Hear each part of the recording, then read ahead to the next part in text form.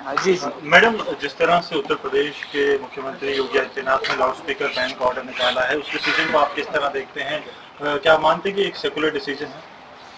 देखिए, ये जो हमारा मुल्क है ये सेकुलर बुनियादों पे बना हुआ है, और खासकर जिन्होंने आज़ादी की लड़ाई लड़ी, कांग्रेस जमात जिसमें आगे थी, उन्होंने इस मुल्क की बुनियाद जो है, चाहे अंबेडकर जी हो, जवाहरलाल नेहरू हो, उन्होंने सेकुलरिज्म पे इसकी बुनियाद डाली थी। और सेकुलरिज्म हमारे डीएनए में है, इस मुल्क के डीएनए में है। ये जरूर बीजेपी कोशिश कर रही है कि जो सेकुलर फैब्रिक है उसको तार करने की, but DNA is going to be there. और जहाँ तक ये मस्जिदों में अजान का लाउड स्पीकर बंद करने का, ये इनका जो एक एजेंडा है उसी की एक ये कड़ी है कि माइनॉरिटीज, अभी देखिए कर्नाटका में आज इन्होंने वहाँ जो क्रिश्चियंस हैं उनके ऊपर हमला किया, उनकी बाइबल वगैरह जो है उसके साथ बेहुरमती की।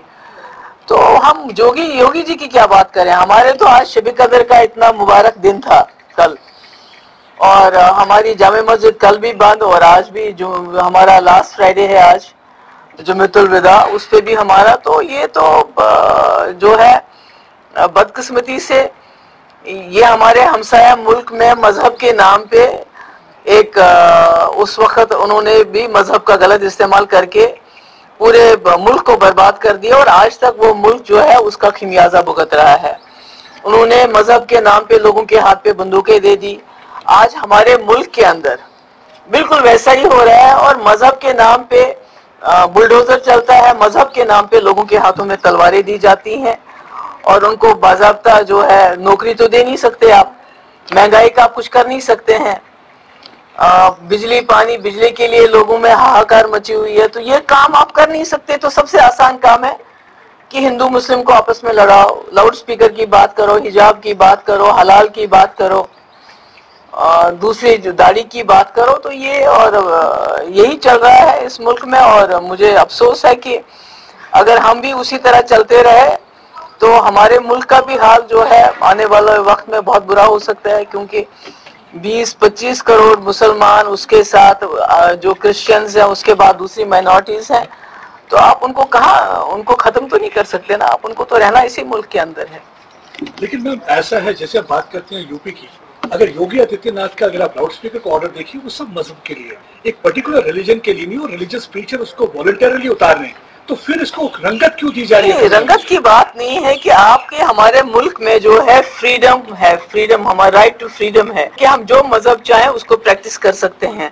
और ये अचानक से इससे पहले हिजाब का इशू आ गया, अब लाउड स्पीकर का इशू आएगा, उसके बाद हलाल का। ये तो एक इशू, ये तो खाली लाउड स्पीकर की बात नहीं हो रही है, ये तो दिन ब दिन एक चीज की बात कर रहे हैं। और उसके बाद इस तरह माइनॉरिटीज के मकानों को बुलडोजर से उड़ा देना, ये तो सारा एक सिनिस्टर प्लान लगता है, ये कोई एक चीज नहीं है। ये तो this seems to be a series of actions that they want to do to divide the society, और कुछ इनके अपने जो वक्त हैं उनको वो देने के लिए, you know, just to kind of give them some kind of thrill, because as I said earlier also नौकरी ये दे नहीं रहे हैं, ये बेरोजगारी का कुछ नहीं कर पा रहे हैं, महंगाई का कुछ नहीं कर पा रहे हैं, बिजली पानी की किल्लत है, इतनी जगह पे पानी की ना होने की वजह से फसलें नहीं लगा रहे हैं लोग। तो ऐसे में और क्या करेंगे, यही हिंदू मुस्लिम का खेल खेल रहे हैं। और देखिए मेरे भाई, हम तो यही पीडीपी वाले तो बदनाम थे ना, जब हम कहते थे हमारे पावर प्रोजेक्ट हमें वापस मिलने चाहिए, क्योंकि अगर हमारे पावर प्रोजेक्ट हमें वापस मिल जाते तो हम पहले हमारी जो यहाँ अपनी बिजली की खपत है उसको पूरा करते, हमारी जो इंडस्ट्री के लिए जरूरत है उसको पूरा करते, उसके बाद बिजली हम अपने मुल्क को सप्लाई करते और उससे कुछ कमाते पैसा कुछ हमें, क्योंकि अगर आप कोल किसी स्टेट से लेते हैं तो आप उनको रॉयल्टी देते हैं, हमें तो कुछ भी नहीं मिलता है। तो जब पीडीपी ये बात करती थी तो उन्हें कहा जाता था कि भाई ये जो है ये एंटी नेशनल है। तो ये अगर इस वक्त हमारे पास हमारे पावर प्रोजेक्ट हमारे पास होते تو جموں میں یہ حالت نہیں ہوتی, کشمیر میں یہ حالت نہیں ہوتی جو اس وقت ہو رہی ہے. میم پاکستان کے نئے پرائم منسٹر شہباز شریف اور پرائم منسٹر نریندر مودی میں لیٹرز ایکسچینج ہوئے, پرائم منسٹر نے کنگریچولیٹ کیا انہیں, لیکن ایک بار پھر سے پاکستان نے کشمیر کا راگ الاپا ہے, کہا ہے کہ آپ بات چیت کریے, کشمیر مسئلے کو سالو کریے, تو اسے کیسے دیکھتے ہیں میڈم اس اسٹیٹمنٹ کو؟ نہیں, یہ تو راگ تو آج کی بات نہیں, یہ تو واجپئی جی کے وقت میں بھی ہوا, اس سے پہلے بھی ہوا, اس سے پہلے شملہ ایگریمنٹ ہو گیا جب اندرا جی کے ٹائم میں یہ بات چلی, اس کے بعد واجپئی جی کے ٹائم میں لاہور ایگریمنٹ ہو گیا. تو اس میں تو مجھے لگتا ہے کوئی چڑھنے والی بات نہیں ہے, یہ تو ایک مسئلہ ہے جو ماننا پڑے گا. یو این او میں, ہمارا یونائٹڈ نیشن میں یہ مسئلہ ہے, جب تک ہم اپنے گھر کے اندر, جموں کشمیر کے اندر, جب تک ہم خود اپنے لوگوں کا دل نہیں جیتیں گے, اپنے لوگوں کے ساتھ بات چیت نہیں کریں گے, لوگوں کو اپنی طرف نہیں کریں گے, تب تک تو ہم سب جب تک پاکستان کراس بارڈر ٹیررزم ختم نہیں کرتا تب تک ٹاکس نہیں ہوں گے. ابھی آپ نے دیکھا سنجوا میں جو انکاؤنٹر ہوا, 2 آتنکی جو ہیں پاکستان سے آئے تھے, لیکن جب تک آتنکواد چل رہا ہے تو بات چیت کیسے ہو میڈم؟ نہیں, دیکھیے بات چیت کیسے چلی, اس سے پہلے کیسے چلی بات چیت. جب واجپئی جی تھے تب تو وہ لاہور بس لے کے گئے اور دوسری طرف سے کرگل کا اٹیک ہو گیا, ہاتھوں میں بندوق لے کے ہیں, because you are punishing all the people of J&K state, کیونکہ آپ کے یہاں جو یہ روز کی پکڑ دکڑ ہے, جو روز لوگوں کو بند کیا جاتا ہے. آپ دیکھیے آج ہم کہتے ہیں, ابھی پرائم منسٹر آئے تھے تو انہوں نے بہت بات کی پنچایت راج اور ڈیموکریسی اور گراس روٹ. آپ کو پتہ ہے کشمیر میں جو آپ کے گراس روٹ کے ریپرزنٹیٹیوز ہیں, پنچز, سرپنچز اور دوسرے, وہ کیسے بند ہیں سیکورٹی میں. آج وہ ترس رہے ہیں کہ عید کے لیے وہ اپنے گھروں میں جانا چاہتے ہیں, ان کو گھر بھی نہیں جانے دیتے ہیں, اور یہ بہت وہ راپ الاپ رہے ہیں کہ ہم نے جی گراس روٹ ڈیموکریسی. جب ان کو آپ جگہوں سے نکلنے نہیں دیتے ہیں, سیکورٹی زون سے باہر نہیں آنے دیتے, لوگوں کے پاس جانے نہیں دیتے, یہاں تک کہ عید کے دن ان کو کہیں جانے نہیں دیتے ہیں, تو پھر وہ کیسے چلے گا؟ میم عمر عبداللہ صاحب کا کہنا ہے کہ جو الیکشنز ہے وہ پی اے جی ڈی کو مل کے لڑنے چاہیے, سب کو مل کے, سب پارٹی, آپ ہی پارٹ ہے اس میں. تو دیکھیے یہ اس وقت جو ہماری ریاست, کیا پورے ملک میں بہت بڑا چیلنج ہے, مگر ہماری ریاست میں زیادہ ہے. جب سے 5 اگست 2019 کے بعد جس طرح مرکزی سرکار نے ہمارا جو اسپیشل سٹیٹس ہے ان کانسٹیٹیوشنل طریقے سے اس کو ختم کیا, اس کے بعد وہ جموں کشمیر کا وجود مٹانا چاہتی ہے, شاید اس لیے کہ ایک مسلم میجورٹی سٹیٹ ہے. ہر طرح سے ہمیں کمزور کرنے کی کوشش کر رہے ہیں جموں کشمیر کو. ہماری یہاں پورے ملک میں ایسے لینڈ لاز کہیں بھی اتنے آسان نہیں ہے جتنے جموں کشمیر میں بنائے گئے. اس کے اوپر سٹیمپ ڈیوٹی 50% کم. کیوں؟ کیونکہ جموں کشمیر کی زمین کی بندر بانٹ کرنا چاہتے ہیں, تاکہ ایک وقت آئے ہمارے جو یوتھ ہے ان کے پاس پاؤں دھرنے کے لیے زمین نہ رہے. پورے ملک میں نوکریاں تو دیتے نہیں ہیں کسی کو, مگر جو جموں کشمیر کی نوکریاں اس میں بندر بانٹ کی پورے ملک میں بانٹ دو.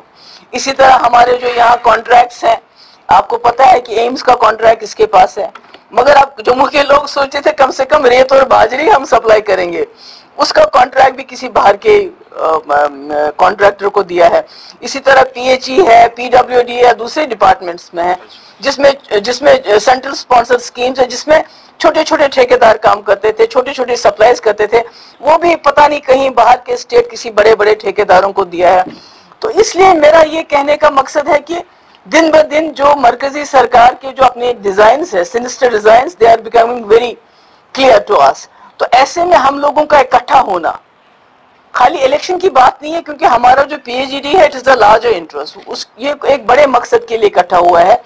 الیکشن بھی اس میں ایک پارٹ بنتا ہے. جسٹ آپ دیکھیے 22 کو جیش محمد کے سوسائڈ بامبر آتے ہیں, سنجوا آرمی کیمپ میں اگر گھس آتے تو اتنے مر جاتے, جسٹ اس قدر پرائم منسٹرز پروگرام. اس کے بعد کل آئی ڈی ہوتی ہے ہسپتال کے پاس, بترا ہاسپٹل, جہاں لوگ جاتے ہیں. پھر بھی اگر ہم کریٹیسائز نہیں کر رہے تو ہماری سیکیورٹی 10 لاکھ فوج ہماری یہاں کیا کر رہی ہے؟ if they are not able to deal with 200, جو یہی بولتے ہیں نا 100-150 ملیٹنٹ ہے, اگر 100-150 ملیٹنٹ کے ساتھ ہماری 10 لاکھ فوج ان کو ڈیل نہیں کر رہی ہے, تو پھر ہم کیا کر رہے ہیں؟ کیا کر رہے ہیں پھر ہم لوگ؟ یہاں تو ہمارے لوگوں کا جینا حرام ہو گیا ہے ایسپا کی وجہ سے.